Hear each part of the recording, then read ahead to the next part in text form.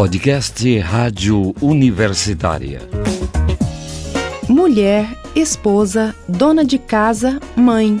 Essas funções não impediram a mulher de avançar. Entre as barreiras a serem vencidas cotidianamente, a fim de preservar a conquista do seu lugar no mercado de trabalho, está a discriminação de gênero, sofrida historicamente pelas mulheres. Tal prática pode ser caracterizada, por exemplo, pelos contratos temporários, pela discrepância salarial e pela baixa ocupação de cargos de confiança. Na busca pela qualificação, atualmente, elas são maioria nas cadeiras de formação acadêmica, do ensino médio à pós-graduação. Como docentes e pesquisadoras, elas estão presentes em todas as áreas do conhecimento. Algumas se destacam liderando grupos de investigação científica ou na gestão de cargos administrativos, o que vem contribuindo para a mudança de paradigmas em relação à competência feminina. Mas e no meio científico? Como isso se dá? Para saber qual é a realidade da mulher que faz ciência no seu meio de trabalho, a Rádio Universitária ouviu 3 docentes pesquisadoras da Universidade Federal de Goiás, a UFG. Docente da Faculdade de Farmácia com doutorado em toxicologia, Marise Campos Valadares tem se destacado pelo desenvolvimento de metodologias e a avaliação de modelos que isentam o uso de animais em experimentos científicos.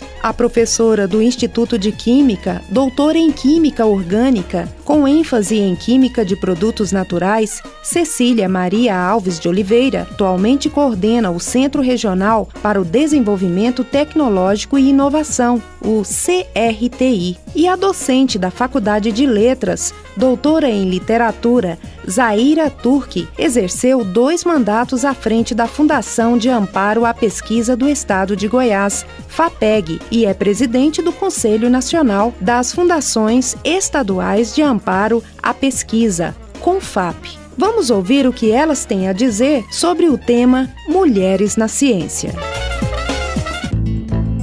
Eu cheguei aqui na UFG já há 15, 16 anos e tanto o processo de ingressar na pós-graduação, tanto o processo de ingressar na carreira universitária e aí poder exercer, a profissão de cientista, ela é muito quantificada objetivamente. Então, eu não consegui distinguir diferenças de gênero como mulher nesses processos. Então, falar da trajetória científica nesses critérios, eu acredito que são todos iguais. O que nós observamos aí como mulher e analisando as posições de maior destaque, de maior prestígio, a gente observa que tem um predomínio muito maior de homens.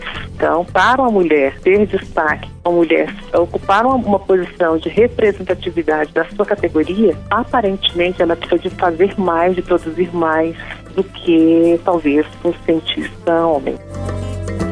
As atitudes dentro da universidade em relação à mulher fazendo pesquisa são muito sutis, elas não são muito claras, não são muito caricatas. Às vezes até é difícil você inferir que aquela dificuldade existe porque você é do sexo feminino, mas elas existem. Porque há um corporativismo muito grande dos homens e há uma proteção muito grande por parte deles em relação a eles mesmos e uma certa desconfiança quando mulheres têm que assumir cargos de confiança. As dificuldades são dentro da própria unidade, quando se estabelece as relações de força dentro da instituição, visando cargos de administração ou visibilidade acadêmica mesmo. E nesse momento a gente sente que há uma dificuldade muito grande para o sexo feminino ainda. Isso não impede que a gente faça pesquisa, porque nós temos um contingente muito grande de mulheres bem preparadas, com linhas de pesquisa importantíssimas.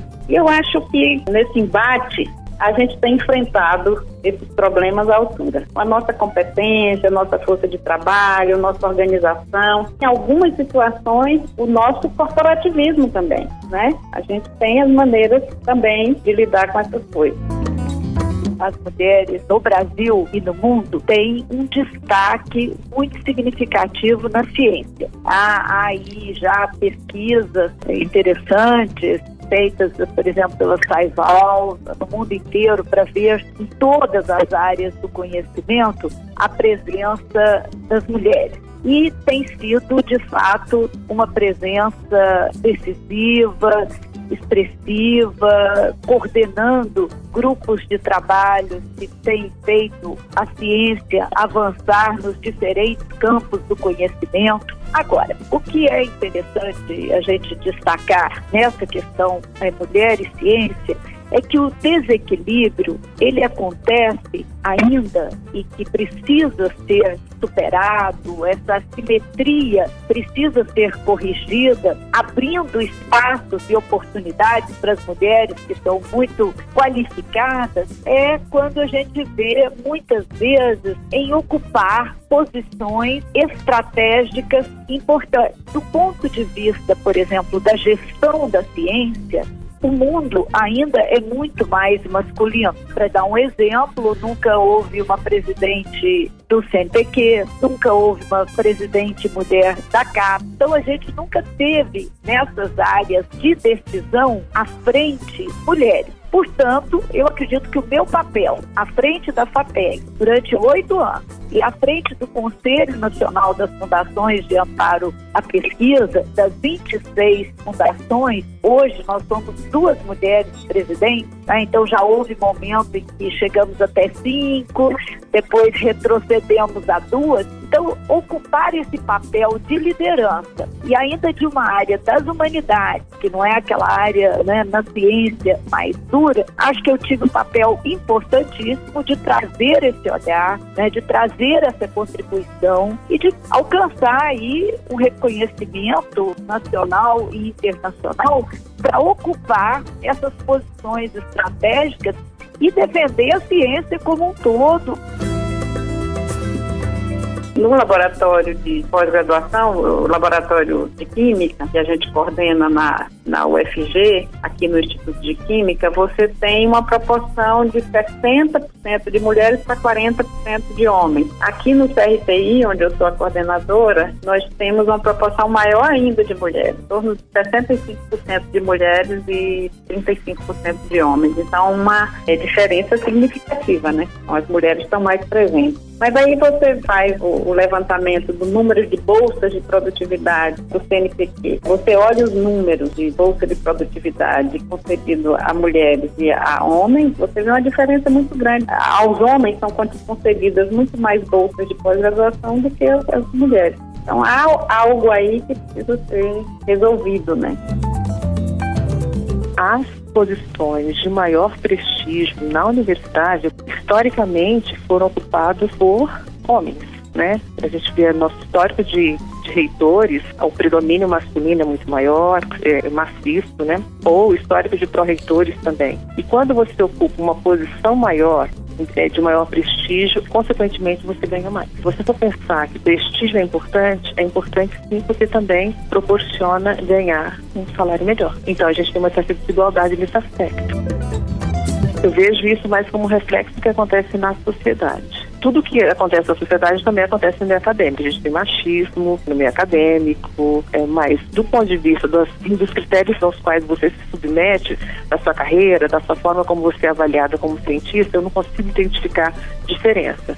Mas quando você é submetido a alguns critérios subjetivos, a mulher, para ela ter tanto prestígio como outros pesquisadores de outro gênero, ela tem sim que se destacar muito mais, ela tem que produzir muito mais, a gente tem que provar muito mais que a gente é capaz. Eu, quando entrei na universidade, que ganhei o meu primeiro projeto financiado pelo CNPq, eu escutei de colegas que agora sim, eu demonstrei que eu não era só uma mulher bonita, eu era uma mulher que tinha inteligência. Então existe sim esse machismo, porque nós vivemos uma sociedade machista, culturalmente machista, e o machismo, ele não é só exclusivamente do homem, as mulheres também são machistas. Elas acreditam, porque foram criadas algumas, né, ainda acreditam que talvez um homem exerça melhor uma posição.